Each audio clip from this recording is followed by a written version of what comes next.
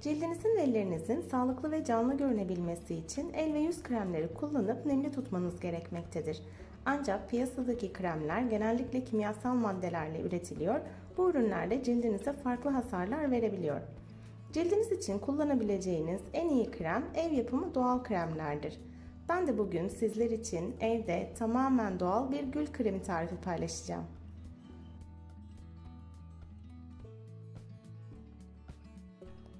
Birkaç tutam gül yaprağına ihtiyacımız var bu krem için. Öncelikle temizlediğim ve kuruttuğum 2 tutam gül yaprağını karıştırıcının içerisine alıyorum. Üzerine biraz gül suyu ekleyeceğim. Yaklaşık 3 yemek kaşığı kadar gül suyu ekliyorum.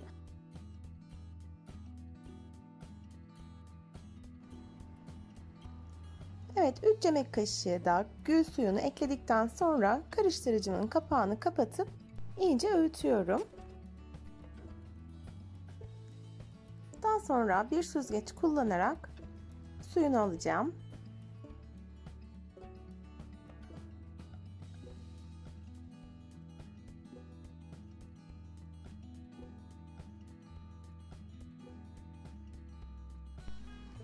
Evet, yaklaşık 2 tatlı kaşığı kadar gül suyumuz var.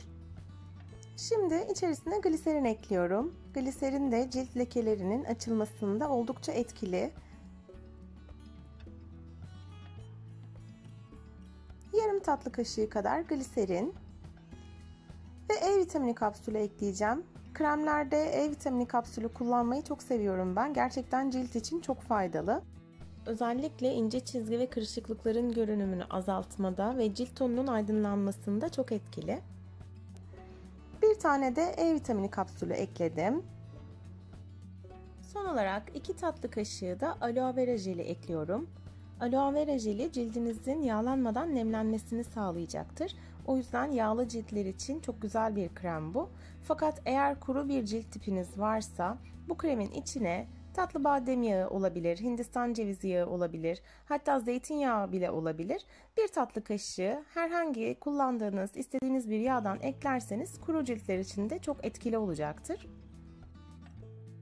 Kreminizi hazırladıktan sonra ağzı kapaklı bir kavanozun içerisinde 2 haftaya kadar buzdolabında muhafaza edebilirsiniz.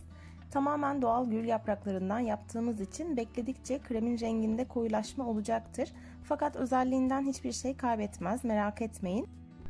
İnanılmaz güzel kokan ve hiçbir kimyasal madde içermeyen bu kremi gönül rahatlığıyla kullanabilirsiniz. Bir sabah bir akşam olmak üzere günde 2 defa bu kremi kullanabilirsiniz. Cildiniz kremi tamamen emene kadar masaj yaparak uygulayın. Zaten kullandığınızda fark edeceksiniz, bu krem cilt tarafından çok kolay bir şekilde emiliyor. Cildinizi sakinleştirip nemlendiriyor. Bu krem cildi besleyerek onarılmasını sağlıyor. Aynı zamanda cildin yaşlanmasını da geciktiriyor.